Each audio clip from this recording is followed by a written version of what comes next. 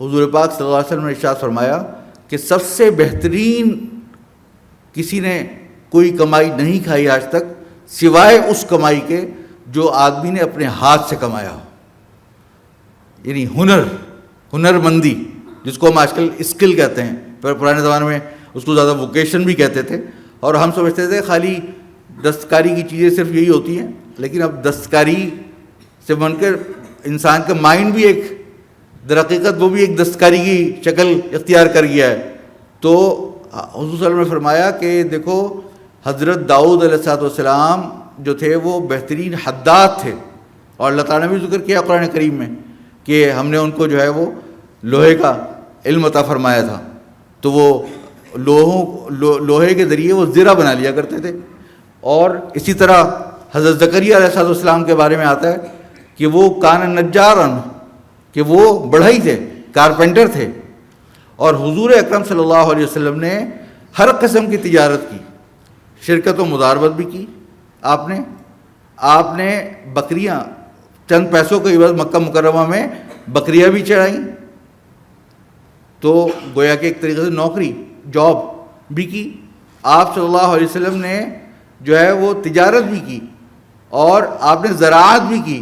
زراعت ایسے کہ وہاں مدینہ منورہ کے قریب کوئی جگہ تھی تو اس جگہ پر آپ نے باقاعدہ زراعت کا کام بھی کیا. والد صاحب نے اپنی کتاب میں لکھا ہے، یا اصلاحی خطبات کے اندر یا کسی اور کتاب میں نے پڑھا تھا زراعت کے بارے میں.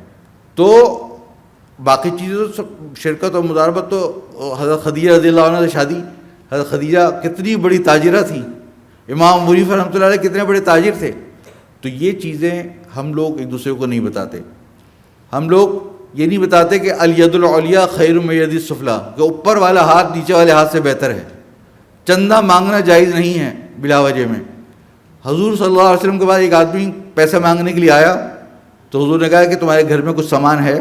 اس نے کہا کہ جی میرے کچھ تھوڑا بہت سامان ہے. حضور نے فرمایا کہ لے کر آؤ وہ سامان لے کر آیا. تو حضور نے کہا کہ اس کو بیچ دو. وہ بیچ کے لے کے آیا، 2 درہم بچے. تو آپ نے کہا 1 درہم سے اپنے لیے کھانا خریدو اور 1 درہم سے جا کر کلہاڑا لے کر آؤ ایک. تو وہ کلہاڑا لے کر آیا تو آپ نے اس کے دستے کو ٹھوک کر اس کو دیا. اس کو کہا کہ جاؤ 1 ہفتے تک واپس نہ آنا اور اسے لکڑیاں کاٹ کر بیچتے رہنا. تو وہ چلا گیا اور اس نے لکڑیاں کاٹی. 1 ہفتے کے بعد واپس آیا تو کئی سارے درہم جمع کر لیے. تو حضور صلی اللہ علیہ وسلم نے اس کی تعریف فرمائی اور کہا کہ دیکھو یہ جو تم نے کام کیا یہ تمہارے لیے کہیں زیادہ بہتر ہے اس سے کہ قیامت کے روز تمہارے لیے اگر تم چند پیسہ مانگتے تو تمہارے ایک نشان بن کر آتا قیامت کے روز تمہارے ماتھے کے اوپر. تو اس سے کیا ثابت ہوا کہ مانگنا اچھی بات نہیں ہے.